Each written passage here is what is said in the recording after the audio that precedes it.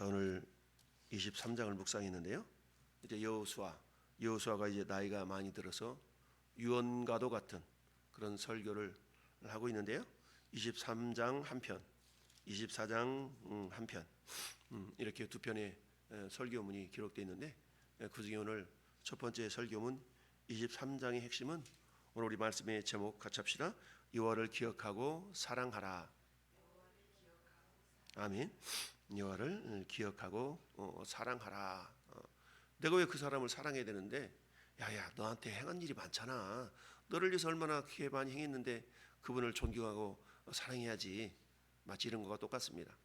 우리가 하나님을 사랑해야 되는 이유는 당연히 오늘 우리가 생각한다면, 우리가 하나님을 사랑해야 되는 이유는 우리는 멸망의 자식들, 영원한 지옥에서 정말 영원히 정말 고통을 당해야 될 우리의 인생을 하나님께서 이 땅에 예수 그리스도를 보내주시고 우리를 구원해 주셨죠. 구원하신 것뿐만 아니라 지금도 인도하시고 또 우리를 보호하시기 때문에 우리는 당연히 그것을 기억하고 우리 하나님을 사랑해야 된다라고 우리가 한마디로 말하면 결론 지을 수가 있습니다. 그와 마찬가지로 자, 이스라엘 백성들이 정말 가나안 땅에서 그들에게 12지파를 분배하고 그 땅을 정복하기까지 수많은 세월이 흘렀죠. 하나님은 아브라함을 통해서 이미 가나안 땅을 너 내 후손에게 주리라 라고 언약하신 이후에, 그리고 그의 아들 이삭을 씨로 주셨고 이삭을 통해서 야곱을 주셨고 또 야곱에게 12아들을 주심으로 하나님의 언약이 성취되어 나가는 걸 봅니다. 창세기서에는 12장부터 22장까지 하나님은 아브라함을 통하여서 맺으셨던 언약, 그 언약을 7번씩이나 상기시키면서 하나님께서 반드시 너를 통하여서 세계 모든 민족에 뛰어난 그런 사람, 믿음의 조상이 되게 하시겠다라는 그 언약의 말씀을 주셨죠. 그 아브라함에게 행하셨던 언약의 핵심은 결국 하나님의 나라가 주제입니다. 나라. 그러니까 계속적으로 나라에 필요한 것이 영토잖아요.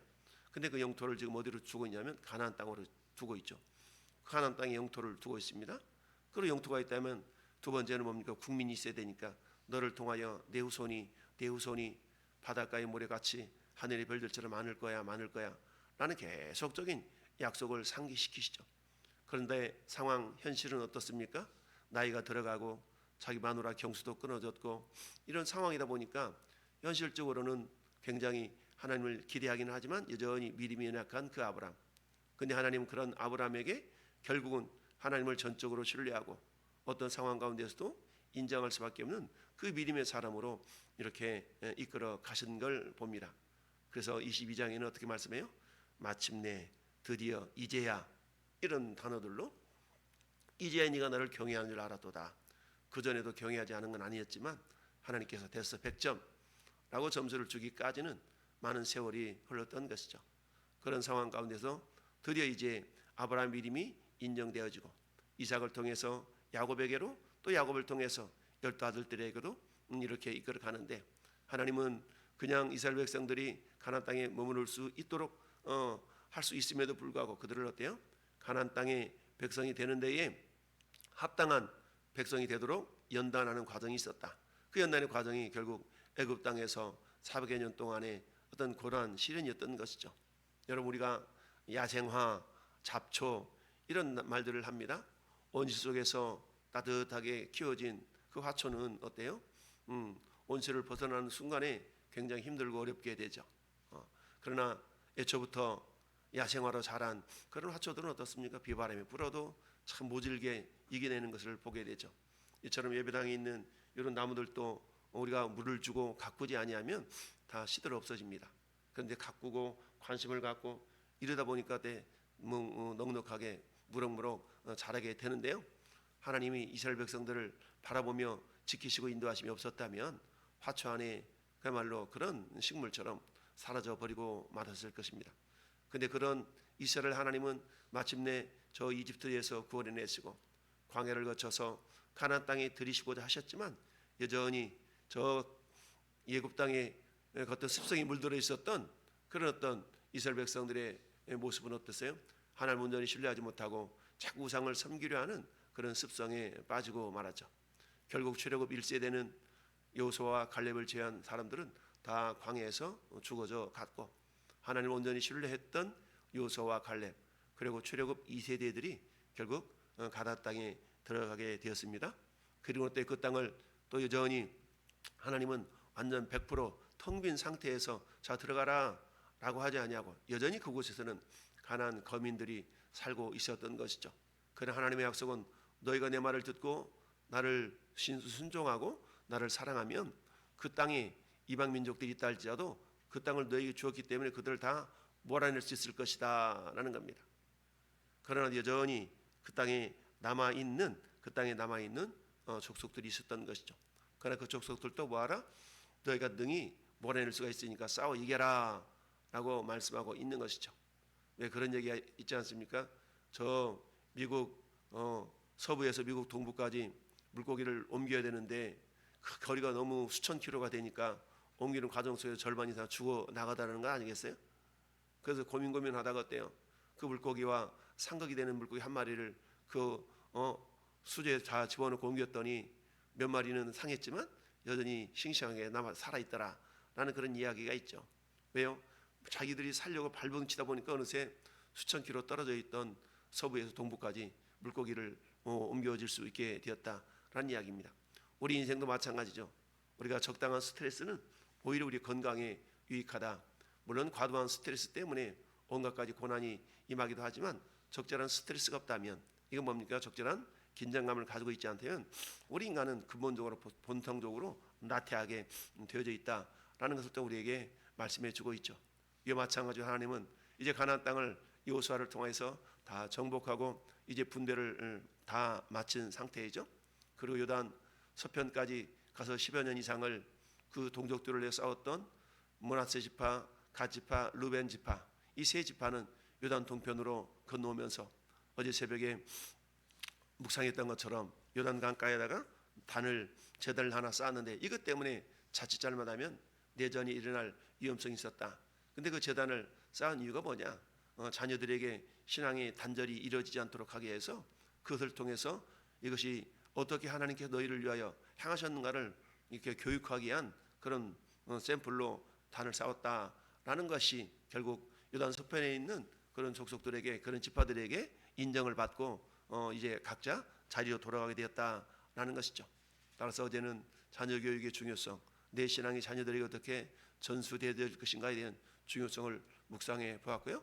오늘은 마지막 유언과도 같은 설교 한 편, 이 내용의 핵심이 오늘 좀 전에 우리가 고백해 봤던 것처럼 하나님께서 어떻게 그들에게 일을 하셨고 행하셨는가를 기억하는 겁니다. 그래서 두 번째는 그 하나님을 사랑하라라는 것이죠. 자, 그렇다면 하나님 그들을 위해서 행하셨던 내용 어떤 분인가를 기억할 수 있어야 되는데요. 오늘 본문의 3절 말씀 보면 그렇습니다. 너희 하나님 여호와께서 너희를 위하여 이 모든 나라에 무엇을 행하신 일을 너희가 다 보았거니와 너희 하나님 여호와는 그는 너희를 위하여 싸우신 이신이라. 뭘 기억하라는 얘기입니까? 하나님이 너희를 위하여 싸우셨기 때문에 이곳까지 들어올 수 있었다라는 얘기입니다. 우리 신명기 8장에서 7장 8장에서도 그런 말씀이 있죠. 하나님 너희를 택하시면 너희가 숫자가 많아서도 아니고 너희가 강해서도 아니고 오직 너희를 사랑하심을 인하여 둘째 하나님이 아브라함에게 맺으셨던 언약을 지키시려 함으로 이 두 가지를 통해서 너희를 이곳까지 끌어내셨다라고 말씀하고 있습니다. 이처럼 하나님은 당신의 말씀을 지키시는 신실하신 하나님, 오 신실하신 주라는 우리가 찬양을 부르는 것처럼 하나님은 신실하시다. 그 신실하시다는 의미는 당신의 말씀을 반드시 이행하신다라는 것이죠. 이것을 일찍이 알았던 저 메소포타미아 무당이었던 발람도 민수기 23장 19절 말씀을 통하여서 하나님이 어떤 분인가를 고백했던 것이죠. 인생이 아니시니 후회가 없고 시건치 않다. 말을 먹지 않는다. 말씀하신 말을 반드시 행하시는 분이다 라는 것을 발람이도 알았던 것이죠. 이와 마찬가지로 우리가 하나님을 기억해야만 되는 것은 지금까지 지내온 것 주의 크신 은혜라. 지금까지 지낸 모든 것이 주님의 크신 은혜다. 사실 돌아보면 은혜가 아닌 것이 없죠. 그러나 우리 인간은 어리석어서 그 당시에는 그것이 하나님의 은혜인지를 깨닫지 못합니다. 감사하게도 시간이 지나서 그것을 우리에게 깨닫게 하시는 분은 성령 하나님이시죠. 성령님은 우리에게 야 그게 은혜였어 이렇게 깨닫게 하신다는 얘기죠. 그러나 인간은 여전히 미련해서 은혜임을 깨닫게 해주신 성령의 음성을 우리가 외면하고 마치 내가 잘나서 그런 것처럼 살아가는 경우가 너무 많이 있는 것을 보게 됩니다. 어찌하든 하나님을 우리가 기억해야 되는 이유는 뭐냐? 하나님이 우리를 위하여서 행하셨고 우리를 위하여서 싸우셨기 때문에 우리는 기억할 수 있어야 된다라는 얘기입니다. 뿐만 아니라 오늘 9절 10절을 말씀 보면 이는 여호와께서 강대한 나라들을 너희 앞에서 뭐 했으므로? 쫓아내셨으므로 오늘까지 너희에게 맞선 자가 하나도 없었다. 그러니까 너희를 행하신 일이 그들을 물리쳐 주시고 그들을 또 두렵게 해서 너희를 상대하지 못하도록 했다라는 얘기입니다. 그러면서 너희 중 한 사람이 1000명을 쫓으리니 이는 너희 하나님 여호와 그가 너에게 말씀하신 것 같이 너희를 위하여 싸우심이니라. 아멘. 이처럼 첫 번째는 우리가 기억해야 될 것은 뭐냐? 하나님이 너희를 위하여 싸우셨다. 너희를 위하여 인도하셨다. 대적들을 두렵게 했다라는 것을 잊지 말고 기억해야 된다라는 얘기입니다. 그런 하나님이니까 뭐하라? 두 번째로 그런 하나님을 사랑하라라는 얘기죠. 11절 말씀에 그러므로 스스로 조심하여 너희 하나님 여호와를 뭐하라? 사랑하라라고 말씀하고 있습니다. 이처럼 하나님의 행하신 일을 기억하고 우리는 그 하나님을 사랑할 수 있어야 된다. 오늘 이 시대도 역시 마찬가지죠. 하나님 우리를 구원하셨고 우리를 인도하시고 여전히 우리를 보호하고 계신다라는 얘기입니다. 하나님은 우주 만물을 창조하신 것뿐만 아니라 창조하신 이후에도 보존하신다라고 그랬죠. 이게 하나님의 섭리이신데 이처럼 하나님께서는 저와 여러분들 위하여 우리를 통하여 행하신 수많은 일들이 있습니다. 그러나 모든 것 다 잊어버린다 할지라도 우리가 잊지 말아야 될 것은 우리는 애초부터 멸망의 자식들이었다. 그런데 그런 우리를 우리 하나님은 어떻습니까? 로마서 5장 8절의 말씀처럼 우리가 아직 죄인 되었을 때에 그리스도께서 우리를 위하여 죽으심으로 하나님께서 우리에 대한 자기의 사랑을 확증했다라고 말씀하고 있죠. 우리는 아직 기억도 못해요. 아직 알지도 못해. 그러나 우리는 이미 하나님이 창세전에 저 하늘의 영광을 다 버리시고 이 땅의 낮은 모습으로 우리 주님이 내려오셨죠. 그래서 우리가 지난주일 터뜨리는 그런 신앙이라는 제목에서 우리 예수님은 어떻습니까? 하늘의 영광을 다 터뜨리고 이 땅으로 오셨다. 그리고 어때요? 십자가를 터뜨리시고 다시 또 사망 권세를 이기시고 이 땅에 나타나셨다. 그리고 어때요? 그리고 부활하셨다. 이런 주님을 우리는 오늘 또 신뢰하고 나아가서 그분을 사랑하고 그분의 말씀을 순종할 수 있어야 된다. 이처럼 하나님의 은혜 행하신 일들을 우리는 기억할 수 있어야 됩니다. 여러분 신명기 8장 2절 말씀에도 네 하나님 여호와께서 네게 광야 길을 걷게 하신 것을 기억하라. 우리는 기억해야 된다는 얘기죠. 자카르 기억하라는 얘기입니다. 우리는 기억에는 물론 한계가 있지만 우리는 그걸 잊지 않게 해서 어때요? 하나님을 말씀을 묵상하는 것이죠. 이처럼 시편 103편 2절에도 그의 모든 은택을 잊지 말지어다 라고 말씀합니다. 이처럼 하나님의 은혜, 하나님의 행하신 일들을 우리는 잊지 않고 기억할 수 있어야 됩니다. 그렇습니다. 두 번째 우리가 하나님을 사랑하라라는 얘기죠. 그리하여 조심하여 너희 하나님 여호와를 사랑하라. 그 사랑하기 위해서는 어때요? 12절 말씀에 너희가 만일 돌아서서 너희 중에 남아있는 이 민족들을 가까이 하여 더불어 혼인하며 서로 왕래하면 하나님의 심판이 너에게 임한다 라는 말씀이 13절, 14절, 15절 말씀 정확하게 말씀하고 있죠. 그들을 가까이 하지 말아라. 비록 남아있는 그들은 어때요? 너희가 쫓아내야 되고 너희가 멸망시켜야 될 그런 족속들인데 오히려 너희가 그들과 가까이 지낸다 그러면 결국 그들 때문에 너희는 심판이 될 것이고 그들은 너희 옆구리에 채찍이 되고 올무가 되며 눈에 가시가 되는 그런 일이 되게 되어 있다라는 얘기죠. 여러분 오늘 이 시대를 살아가는 우리들도 마찬가지 아니겠습니까? 우리가 철저하게 말씀을 순종하고 하나님의 말씀을 순종하지 않는다면 적당하게 타협한다면 그 당시에는 잠깐은 우리에게 유익한 것 같고 잠깐은 좋은 것 같아요. 그러나 타협한 그것들이 결국 우리에게 올무가 되게 하고 우리의 신앙생활에 가시가 되고 우리의 옆구리에 채찍이 되는 그런 어떤 모습으로 다가올 수가 있다라는 사실을 우리가 잊지 말아야 됩니다. 신명기 6장 5절에도 내 하나님 여호와를 사랑하라. 마태복음 22장 37절에도 주 하나님을 사랑하라. 결국 하나님을 사랑해야 되는 이유는 우리를 어떻게 구원하셨고 어떻게 인도하셨고 어떻게 보호하셨는가를 기억할 때는 응당 우리는 하나님을 사랑할 수 있어야 된다는 얘기죠. 그럼 우리가 하나님을 사랑하는 것은 무엇일까요? 주님 사랑합니다. 눈에 보이지 아니하시는 하나님을 사랑하는 비결이 뭡니까? 그것이 요한복음 14장 21절 말씀처럼 나를 사랑하는 자가 나의 계명을 지킨다. 나의 계명을 지키는 자라야 나를 사랑하는 자니 하나님께서 그를 사랑하여 그에게 나를 나타내리라 라고 말씀하고 있습니다. 즉 사랑의 증거, 사랑의 방법은 뭐냐? 우리 하나님은 눈에 보이지 아니하시죠. 그러나 그 보이지 아니하시는 하나님을 사랑하는 방법은 뭐냐? 그분의 말씀을 순종하는 일입니다. 이처럼 이 말씀을 순종하는 것인데요, 여호수아는 율법을 떠나지 말고 그대로 순종하라 라고 말씀하고 있습니다. 6절 말씀 같이 한번 합독합시다. 그러므로 너희는 크게 힘써 모세 율법책에 기록된 것을 다 지켜 행하라.